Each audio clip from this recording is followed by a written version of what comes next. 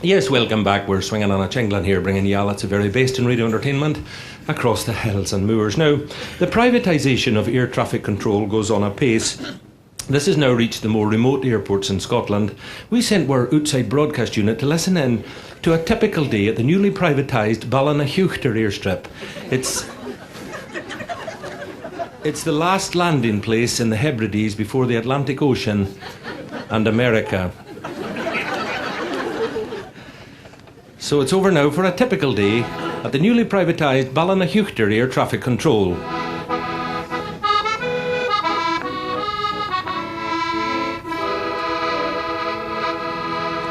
Hi, this is US Air Cargo Flight 404 en route from Edinburgh, Scotland, Boston, Massachusetts. Calling balinaheuchter. Balinaheuchter air traffic control. Over. Haggis and jail and mohoro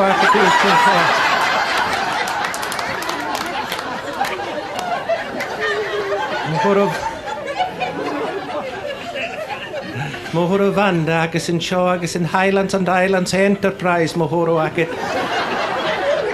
Plenty subsidies and grants. Hello there, I'm sorry lapsing into the Gaelic only. For every sentence I utter, I get a grant for it, you see.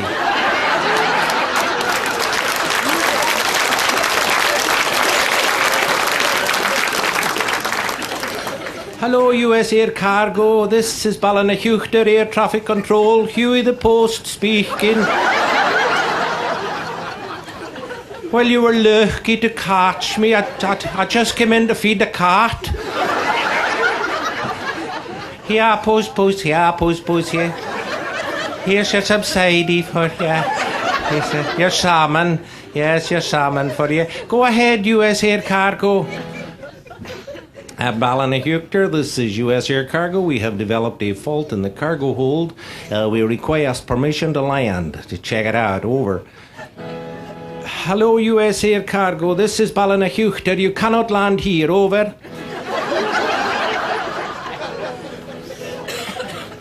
Balinaheuchter, this is US Air Cargo, and why not? Over. US Air Cargo, this is balinaheuchter. You cannot land here because it's sandy.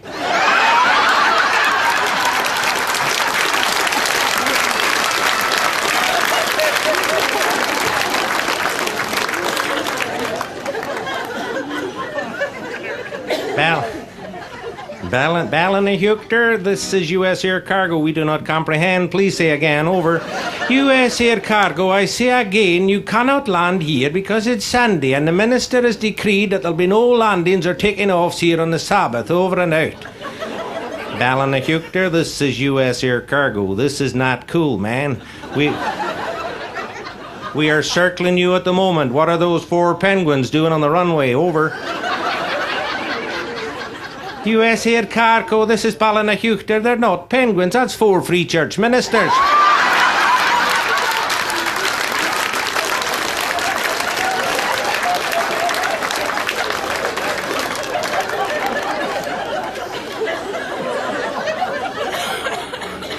And they're demonstrating against your landing. In fact, here's the head minister. He's just coming into the control tower here to have a word with you himself. It's the very, very Reverend Murdo McMurchison. Go away, O sons of the devil. Balinaheuchter, Reverend Sir, I am myself am from the Bible Belt. I request permission to land. Urgent. Over. US Air Cargo, this is the Reverend McMurchison. It is impossible for you to land here on the Sabbath. It is against all my teachings.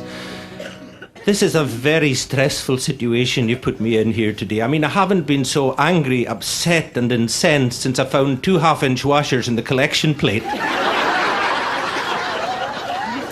But we are not without understanding. Could you not keep on circling up there till Monday? Over.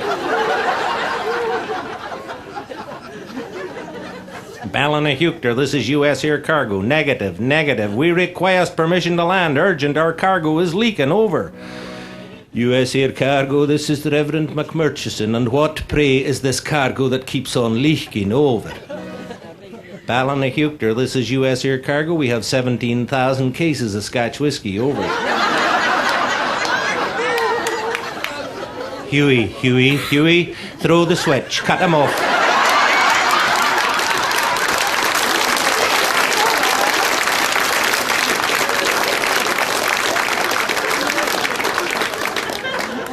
Cut him off for a minute, Huey, I think. Cut him off. Yes, now, listen, Huey, if you cut him off, here, phone your Uncle Roddy, Huey, and get him down here with his tractor and bogey, pronto. Get those foolish penguins off the runway, Huey. It's whiskey galore time again, Huey. Instead of coming from the sea, it's coming from the heavens. Maybe it's manna, or better still, maybe it's grouse.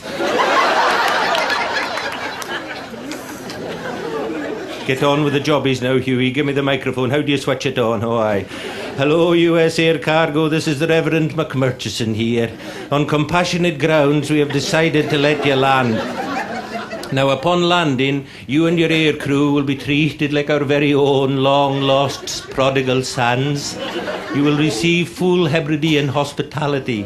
You will be taken in my Morris 1000 saloon car, driven by my good lady, the very, very formidable Mrs. McMurchison, up to the manse, where instead of killing the biblical fatted calf for her long-lost prodigal son, she will delve deep into the permafrost of her deep freeze.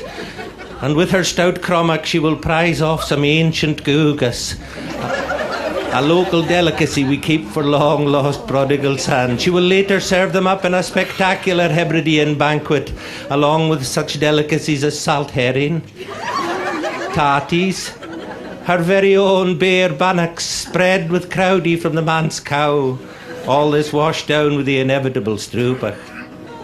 Now, whilst you're all up there having a whale of a time at the manse, me and my fellow penguins here will be slaving away sorting out your cargo for you, so that you can soon go safely of a bogey load lighter across the ocean wave. This is the Reverend McMurchison giving you my blessing and my permission to land. Over and out.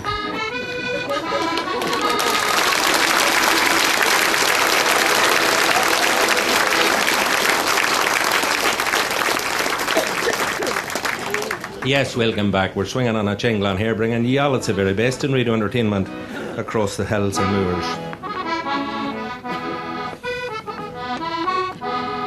And now it's time for the livestock report, so it's over to our livestock correspondent, Colin Campbell. Yes, now, in the month of August in the county of Sutherland, for the last 108 years, there has taken place a business and social event like no other. It's the Laird Lamb Sale. And I see a few of you that's been at it there. These lambs come from the high hills and mountains of Sutherland, and they're noted for being very hardy and doing well. So the buyers are drawn, or should I say even the buyers flock, maybe that's better. They flock from all over the country because these lambs do so well. They're from Scotland and England. And in fact, would you believe that at this little Highland village, this is the biggest one-day sale of its kind in the whole of Europe. And at its height, some 35 to 40,000 lambs would change hands in the one day. Now, I remember going there in 1949-50 as a boy with my father.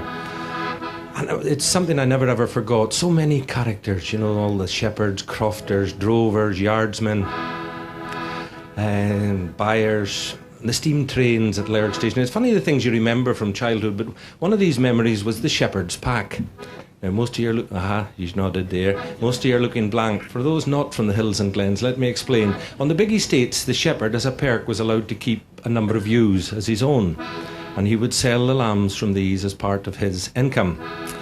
So at that sale, what intrigued me about it all those years ago, into the ring, I remember as a boy seeing these huge number of lambs coming in off the estate, maybe 400 or 500 in the one lot. They were nice enough, and the estate owner was there and the shepherd with them.